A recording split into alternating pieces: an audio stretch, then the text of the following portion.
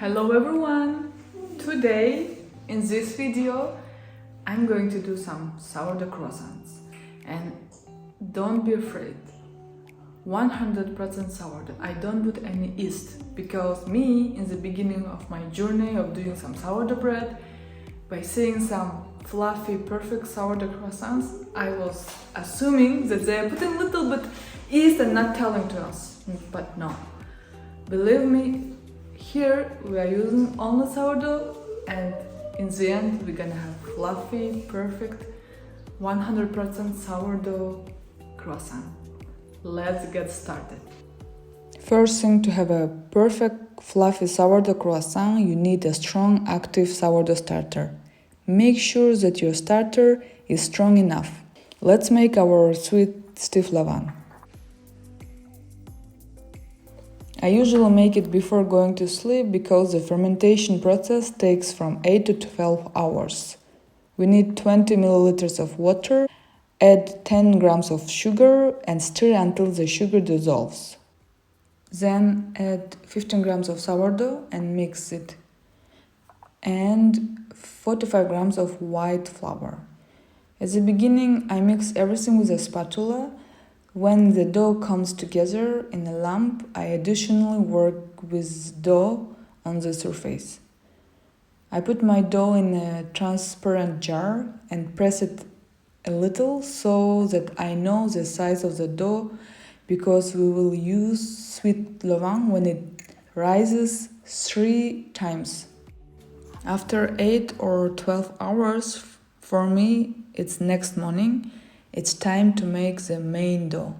As you see, the sourdough starter, stiff levain, it's tripled in size and it's really active.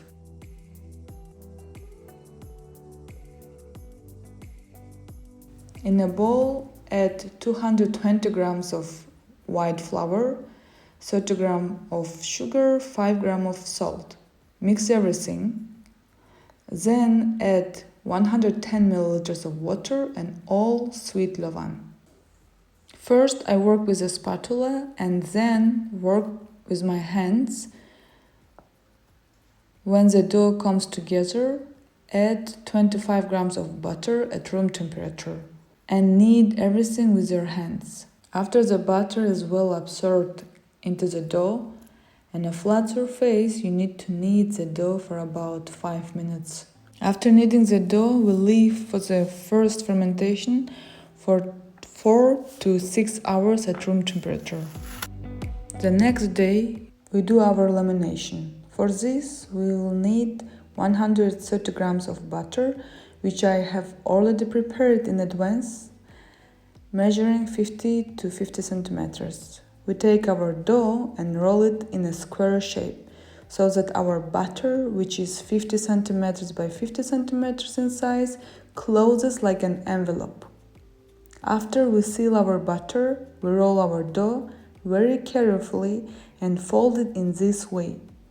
When our first roll of lamination is finished, put the dough in the refrigerator for 1 hour. After 1 hour, we need to do a second roll.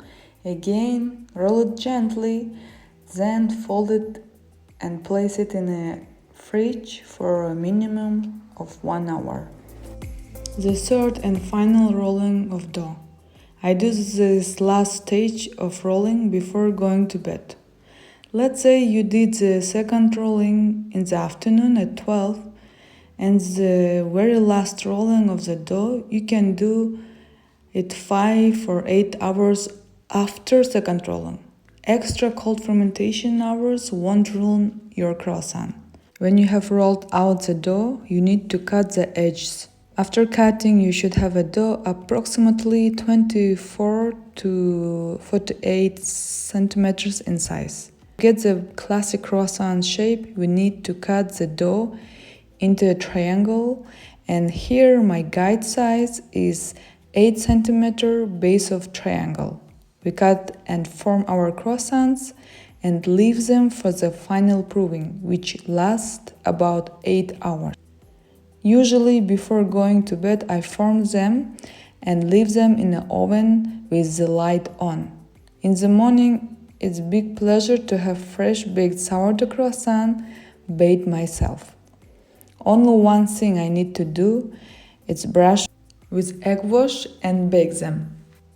Bake for 5 minutes at 375 degrees of Fahrenheit and 20 minutes more for 350 degrees of Fahrenheit or until it gets golden brown.